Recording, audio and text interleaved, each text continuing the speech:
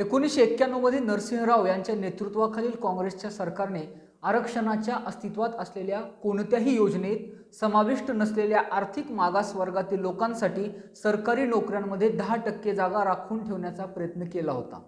म्हणजे मोदी सरकारने आर्थिक मागास प्रवर्गातील लोकांसाठी जी आरक्षणाची योजना आणली आहे ती काही नवीन नाही आणि पहिली नाही। नमस्कार, मी विक्रांत शंके, महाराष्ट्र जीवन न्यूज मध्ये तुमच्या सगळ्यांचं स्वागत आहे। आणि या विश्लेषणाच्या माध्यमातून आपण जाणून घेणार आहोत की आर्थिक मागास प्रवर्गाच्या संदर्भातील घटना दुरुस्त्या काय आहेत आणि त्याचा एकंदर कायद्याच्या चौकटीमध्ये परिणाम काय होतो। 124व्या घटना दुरुस्तीद्वारे सर्वसाधारण वर्गातील म्हणजेच प्रामुख्याने उच्च जातीतील हिंदू आणि धार्मिक अल्पसंख्याकांमधील आर्थिकदृष्ट्या दुर्बल घटकांना 10% आरक्षण लागू करण्याच्या केंद्र सरकारच्या निर्णयाला माननीय सर्वोच्च न्यायालयाने मागच्या काही दिवसाखाली हिरवा कंदील दाखवला। या निर्णयाला सर्वोच्च न्यायालयात आव्हान देण्यात आले होते। याबाबत कायदेतज्ञांचं म्हणणं असं होतं की सन 1993 मध्ये इंदिरा साहनी विरुद्ध भारत सरकार या खटल्यातील दिशादर्शक निकालात सर्वोच्च न्यायालयाने आरक्षण देताना 2 अटींचे उल्लंघन करण्यात येऊ नये असे नमूद केले होते। त्या 2 अटी म्हणजे पहिली अट, उपलब्ध असणाऱ्या जागा, ठिकाणे, पदे यासाठी 50% पेक्षा अधिक आरक्षण असू नये आणि दुसरी म्हणजे घटनेनुसार आरक्षणासाठी आर्थिकदृष्ट्या मागास हा एकमेव निकष असू शकत नाही। यावरून हेच दिसतं की आर्थिक मागास असणाऱ्या घटकांसाठी आरक्षण हा मोदी सरकारचा शोध नाही, तर यापूर्वीही अशा प्रकारे आरक्षण देण्याचा प्रयत्न झाला होता। नरसिंह राव यांच्या नेतृत्वाखालील तत्कालीन सरकारने केवळ आर्थिक निकषावर सर्वसाधारण वर्गातील नागरिकांसाठी 10% आरक्षण देण्याचा प्रयत्न केला होता। अगदी तोच प्रस्ताव मोदींनी पुन्हा लागू केला आहे। फरक एवढाच आहे की सप्टेंबर 1991 मध्ये नरसिंह राव सरकारने मंत्रिमंडळाच्या आदेशाद्वारे हा निर्णय लागू केला होता, तर मोदी सरकारने घटना दुरुस्तीद्वारे कायदेशीरदृष्ट्या अधिक सुरक्षित मार्ग निवडला आहे। त्यानुसार 15व्या कलमात, या कलमात धर्म, वंश, जात, लिंग, जन्मठिकाण यावरून भेदभाव करण्यास प्रतिबंध करण्यात आला आहे आणि 16व्या कलमात संधीची समानता, तर या कलमांमध्ये दुरुस्ती करून नवे उपकलम टाकण्यात आले आहे। त्यानुसार अनुसूचित जाती, अनुसूचित जमाती म्हणजे SC ST आणि इतर मागासवर्ग OBC वगळून आर्थिकदृष्ट्या दुर्बल घटकातील नागरिकांच्या उन्नतीसाठी सरकारला विशेष तरतूद करता येणार आहे। या नव्या आधारावर सर्वोच्च न्यायालय आरक्षणाचा निर्णय उचलून धरण्याची शक्यता होती आणि झालेही तसेच। सन 1993 मध्ये 50% पेक्षा जास्त आरक्षण असू नये हा निर्णय 9 न्यायाधीशांच्या घटनापीठाने दिला होता। त्यामुळे आता तो निकाल फिरविण्याकरता त्यापेक्षा जास्त सदस्यांच्या घटनापीठाची आवश्यकता होती, पण तसे झाले नाही आणि सर्वोच्च न्यायालयाच्या खंडपीठाने फक्त 5 न्यायाधीशांच्या उपस्थितीत या निर्णयावर शिक्कामोर्तब केले। घटनातज्ञांच्या मते हा एक मोठा संवैधानिक पेच आहे। आता सर्व प्रकारच्या वर्गवारीसाठी आरक्षणाची मर्यादा ही 50% आहे, हे आपल्याला माहित आहे। घटनेतील कलम 16 अनुच्छेद 4 94A यातील प्रमाणानुसार प्रपोर्शनेट प्रतिनिधित्व आणि पुरेसे ॲडेक्वेट प्रतिनिधित्व याबाबत स्पष्टीकरण आहे। पुरेसे प्रतिनिधित्व म्हणजे प्रमाणानुसार प्रतिनिधित्व असा अर्थ काढू नये। प्रमाणानुसार प्रतिनिधित्वाचे तत्व फक्त घटनेच्या कलम 330 आणि 332 पुरते स्वीकारण्यात आले आहे आणि ते देखील मर्यादित कालावधीसाठी। या कलमांनुसार अनुसूचित जमाती आणि अनुसूचित जातींसाठी त्यांच्या लोकसंख्येच्या प्रमाणात लोकसभा आणि राज्यांच्या विधानसभामध्ये राखीव जागा ठेवण्याच्या बाजूने उल्लेख आहे, परंतु या तात्पुरत्या आणि विशेष तरतुदी आहेत। त्यामुळे जरी एकूण लोकसंख्येत मागास वर्गाचे असलेले प्रमाण विचारात घेणे योग्य असले तरी त्यासाठी संख्येच्या प्रमाणानुसार प्रतिनिधित्वाचा सिद्धांत मान्य करणे शक्य होणार नाही। ज्याप्रमाणे प्रत्येक अधिकार सकारण आणि रास्त पद्धतीने वापरला पाहिजे, त्याचप्रमाणे कलम 16 मधील अनुच्छेद 4 यानुसार मिळालेले अधिकार देखील वापरले पाहिजे आणि पुढे स्पष्ट केल्यानुसार विशिष्ट परिस्थिती वगळता अनुच्छेद 4 नुसार देण्यात येणारी आरक्षणाची मर्यादा ही 50%च्या पुढे जाऊ नये असे म्हणणे अधिक संयुक्तिक ठरेल। मग या दृष्टिकोनातून मागास वर्गासाठी जे 27% आरक्षण अगदी मर्यादित आहे। अनुसूचित जाती आणि अनुसूचित जमातीसाठीचे आरक्षण यामध्ये मिळवले तर एकूण आरक्षण 49.5% पर्यंत जाते। याला जोडून आंध्र प्रदेश उच्च न्यायालयाने नारायण राव विरुद्ध राज्य सरकार 1987, आंध्र प्रदेश 53 या खटल्याचा संदर्भ पाहता येईल। त्या खटल्यात ओबीसींच्या आरक्षणाची मर्यादा 25% 44% नेण्याचा निर्णय रद्दबातल ठरवला आहे. कारण या वाढीचा परिणाम म्हणजे कलम 16(4) नुसार एकूण आरक्षण 65% जात होते. समता आणि संधीची समानता हे कलम 14 आणि कलम 16 प्रमुख उद्दिष्ट आहे. हे वेगळे सांगण्याची गरज नाही. तर कलम 16 मधील अनुच्छेद 4 हे देखील तेच उद्दिष्ट साध्य करण्याचे साधन आहे. अनुच्छेद 4 ही विशेष तरतूद आहे. अनुच्छेद 1 साठीचा अपवाद नाही. या दोन्ही तरतुदी कलम 14 मधील समतेचे तत्व अधोरेखित करणारे आहेत. हे लक्षात घेऊन एकजिनसी दृष्टिकोनातून त्या वाचल्या पाहिजेत. कलम 16(4) मधील तरतुदी समाजातील विशिष्ट घटकांच्या हितासाठी जन्माला आलेली आहे. त्याकडे कलम 16च्या अनुच्छेद 1 मधील समतेच्या हमीचा विचार करता संतुलितपणे पाहिले गेले पाहिजे, ज्यामध्ये प्रत्येक नागरिकाला आणि पूर्ण समाजाला समतेची हमी दिली आहे. डॉक्टर बाबासाहेबांनी स्वतःच याकडे लक्ष वेधले आहे.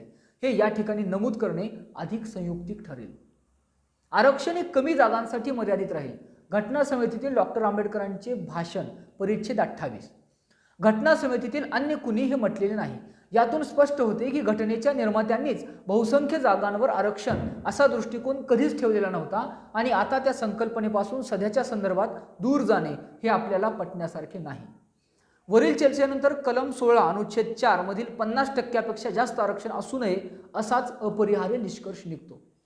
50% हा नियम असला तरी या देशातील मोठी विविधता आणि लोकजीवनात अंगभूत असणाऱ्या काही अतिविशिष्ट परिस्थितीमध्ये त्याचा पुनर्विचार करणे चुकीचे नाही.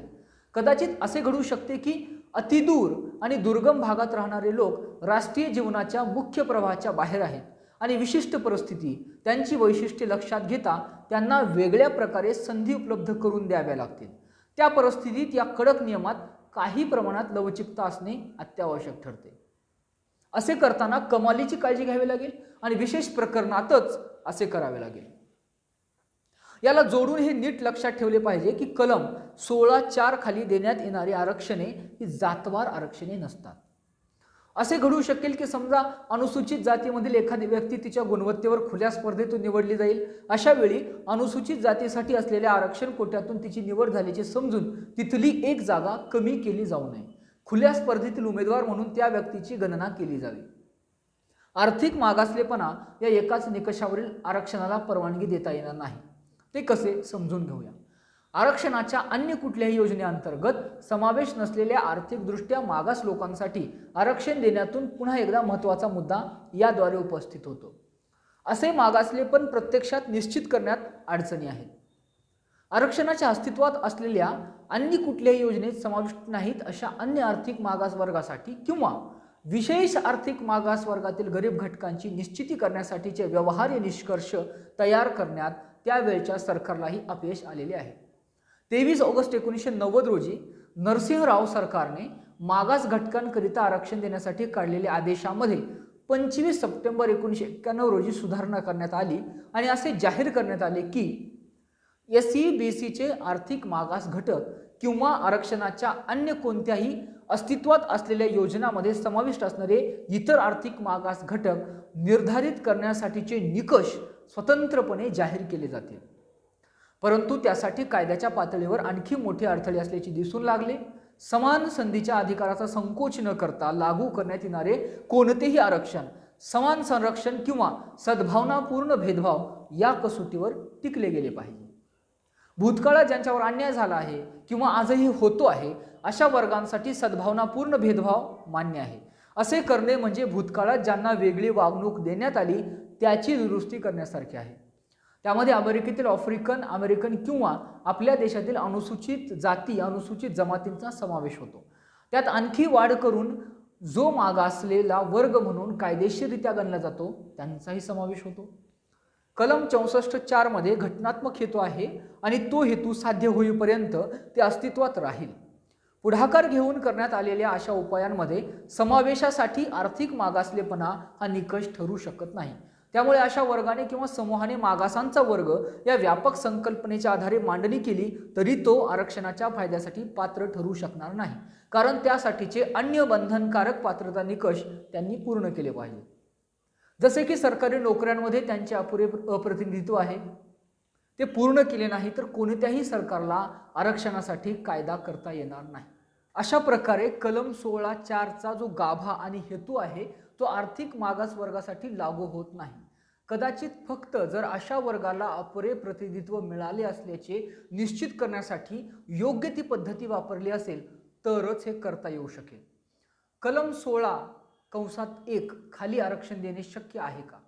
रास्त वर्गवारी, ज्याला आपण रिझनेबल क्लासिफिकेशन म्हणतो, या तत्वाखाली देण्यात आलेल्या कोणत्याही आरक्षणाच्या विरोधातील तपशीलवार कारणे यापूर्वीच दिली गेली आहेत। दारिद्र्य निर्मूलनाचा गवगवा किंवा कौतुक करण्याचे कारण नाही, कारण या चुकीच्या गोष्टी विरोधात लढा दिला गेला पाहिजे आणि दारिद्र्य संपुष्टात आणले पाहिजे। घटनेच्या प्रस्तावनेत सांगितलेल्या आदर्शांपैकी हा एक आदर्श आहे। त्यानुसार आर्थिक न्यायासाठी लवकरात लवकर कमाईतील असमानता कमी करावी असे कलम 38(2) नुसार सरकारला सांगण्यात आले आहे। पुन्हा तेच, त्यासाठी सरकार नोकऱ्यांमध्ये आर्थिक मागास वर्गासाठी राखीव जागा ठेवू शकते का? कायद्याद्वारे समान संरक्षणाचा अधिकार किंवा कायद्यासमोर सर्व समान, कायद्याच्या अंमलबजावणीतून फायदे आणि कर्तव्याचे समान वाटप, समान असलेल्यांना समान आणि असमान असलेल्यांना असमान, हे तत्व अमेरिकेत आणि आपल्या देशातील न्यायालयांद्वारे विकसित केलेल्या समानतेच्या संकल्पनेमध्ये खोलवर रुजलेले आहे। परंतु आर्थिक निकष किंवा संपत्तीमधील भेदभाव या आधारावर कुठलेही आरक्षण अथवा सकारात्मक कृती या गोष्टींचे समर्थन रास्त वर्गवारी या तत्वानुसार करता येणार नाही। समाजातील अंतर कमी करण्यासाठी अशा प्रकारे करण्यात आलेल्या सकारात्मक कृतींना उचलून धरले पाहिजे, कारण काही पुढारलेल्या वर्गाची मक्तेदारी ठरलेल्या क्षेत्रांमध्ये मागास वर्गांना संधी मिळावी हा सामाजिक हेतू साध्य करण्यासाठी मागास वर्गातील लोकांना आरक्षण देण्यात आले आहे। म्हणजे दोन वर्गातील सामाजिक आणि शैक्षणिक पातळीवरील हा फरक वर्गवारीसाठी पुरेसा ठरतो। म्हणजे हेच विधान की श्रीमंत आणि गरीब यांच्यासाठी लागू होत नाही। अतिदारिद्र्य हा काही सरकारी रोजगारासाठी वर्गवारी ठरवण्यासाठीचा पाया होऊ शकत नाही। श्रीमंत आणि गरीब यांच्यात असमानता निर्माण करणारी कुठलीही उपाययोजना विधिमंडळांनी केली किंवा मंत्रिमंडळांनी तशी कृती केली तर त्यांच्याकडे संशयाने पाहिले जाईल। फौजदारी अपील करण्यापूर्वी मूळ प्रत मिळवण्यासाठी व्यक्तीला पैसे भरावे लागतील ही तरतूद ग्रिफिन वर्सेस इलिनॉइस 351 US 12-195 या खटल्यात रदबातल ठरवण्यात आली आहे, कारण त्यामुळे गरीब व्यक्तीचा अपील करण्याचा हक्क नाकारला जाण्याची शक्यता होती।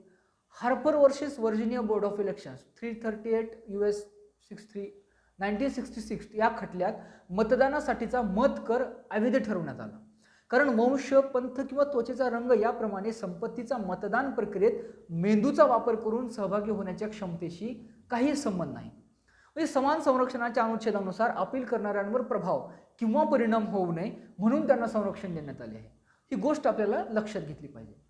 दारिद्र्यामुळे वंचित राहावे लागू नये म्हणून सरकारने कर्तव्य बजावणे आणि कोणताही भेदभाव न करता सगळ्यांना एकसारखे आणि समान वागवण्याचे बंधन सरकारवर असणे यात गोंधळ करता कामा नये।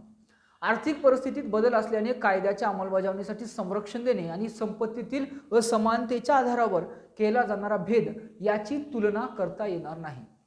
पहिले न्याय आणि उचित वागणूक यांच्याशी निगडित आहे तर नंतरचे समान संरक्षणाशी, ज्याचा प्रत्येकाला हक्क आहे। पहिल्यामध्ये कायद्याची अन्याय अंमलबजावणी, त्यातला अपमानजनक भाग वगळून आणि गरीब आणि श्रीमंतांना कायदा एकच प्रकारे लागू करून दुरुस्त करता येईल। दुसऱ्यामध्ये वर्गवारी न्याय ठरवण्यासंबंधी संबंध तत्वाचा, ज्याला आपण नेक्सस टेक्स्ट म्हणतो, तिच्या आधारावर तिचे समर्थन करता यायला हवे। दारिद्र्याचा मुद्दा महत्त्वाचा आहे, असू शकतो आणि सामाजिक आणि आर्थिक उपाययोजना करताना तो वैध समर्थन म्हणून वापरला जाऊ शकतो। संपत्तीतील असमानता नष्ट करण्यासाठी केलेला कोणताही कायदा किंवा मंत्रिमंडळाने केलेली उपाययोजना याकडे संशयाने पाहता येणार नाही, परंतु कलम 16(1) साठी आर्थिक अटींवर वर्गवारी करणे हे समानतेच्या तत्वाचा भंग करणारे ठरू शकते। आर्थिक मागास घटकांसाठी मंजूर दिल्या गेलेल्या आरक्षणामुळे राज्य सरकारकडूनही याचे अनुकरण होण्याची मोठी शक्यता आहे। सर्वोच्च न्यायालयाच्या निकालान्वये 50% आरक्षणाची मर्यादा हटविल्याच्या आठवडाभराच्या आतच झारखंड सरकारने आरक्षणाची मर्यादा 50%हून वाढवून थेट 77% इतकी केली आहे। तर बिहारमधील आघाडी सरकारने येत्या विधानसभा अधिवेशनात पूर्ण आरक्षणाची 50%ची तरतूद वाढवून ते 77% वाढविण्यासाठीचा कायदा करण्याची मागणी केली आहे। तसेच राजस्थान, गुजरात, महाराष्ट्र व मध्य प्रदेश इत्यादी राज्यांच्या हिटलिस्टवरही आरक्षणाचा कोटा 50% पेक्षा जास्त वाढविण्याचा मुद्दा आहे। यामुळे खुल्या प्रवर्गाच्या नोकरी व शिक्षणांमधील जागांमध्ये लक्षणीयरित्या घट होणार आहे हे उघडच। हे विश्लेषण तुम्हाला कसं वाटलं हे सांगायला विसरू नका आणि पाहत रहा महाराष्ट्र जीवन न्यूज माझ्यासोबत।